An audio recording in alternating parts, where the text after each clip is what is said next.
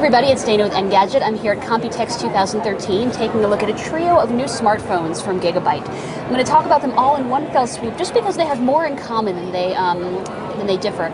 So I'm going to start with the lowest end of the devices. It's the G Smart Maya. Like all the devices here, it runs, as you can see, stock Android 4.2. I don't think that custom time widget up there really counts.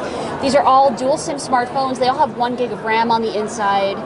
They all have IPS screens that, as you can see, even on this 4.5-inch version, which is the smallest of the bunch, the viewing angles are pretty good. And I think a trade show floor is actually a pretty good place to test that because the lighting is pretty harsh and unforgiving.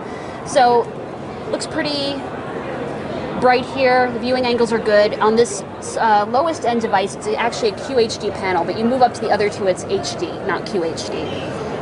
So, looking at the design, this is, as the most entry level of the bunch, it's probably my least favorite of the three. It's plastic, but it's a very dull, matte kind of plastic. It feels a little bit cheap. Of course, that might not be an issue depending on what the price is unlocked. Like all the devices, of course, it has micro USB, so it's located up there. You've got your headphone jack, you've got a spun power button, you've got a chrome volume rocker here, and lowest resolution camera of the bunch. So it's an 8 megapixel main camera, but 2 megapixel one up front. So it's basically all there is to say about this particular device, but I'm going to walk you through the others too, just so that you can get a feel for the design. In the middle of the trio is the G Smart Sierra. So again, you've got an IPS screen, only this time it's 5-inch and it's HD, not QHD. Same viewing angles. The design is, personally, my favorite of the bunch, even though it's the number 2 device and not even the top end.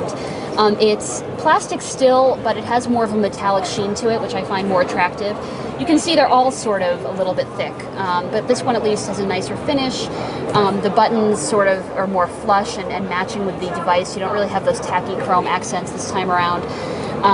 13 megapixel camera instead of an 8 megapixel one, but again the same basic ports. You've got the micro USB, you've got the headphone jack, and moving up to the top of the line, yet another dual SIM Android 4.2 device.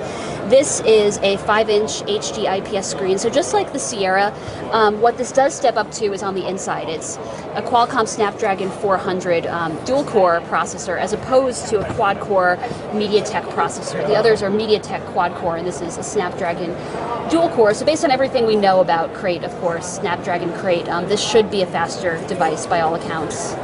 You can see me swipe through just a little bit. This isn't, only scratching the surface of performance, but we would obviously expect this to be a better performing device.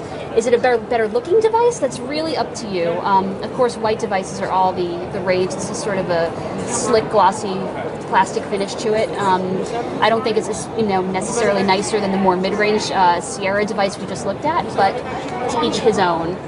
As far as pricing and availability, no word on price yet.